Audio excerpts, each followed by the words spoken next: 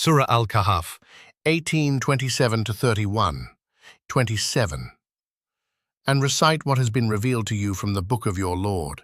None can change his words, and you will find no refuge besides him. 28.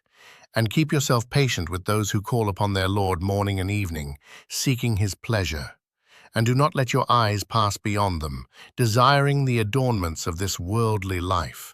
And do not obey him whose heart we have made heedless of our remembrance, who follows his desires, and whose affair is ever in neglect.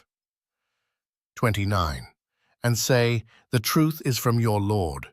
So whoever wills, let him believe, and whoever wills, let him disbelieve.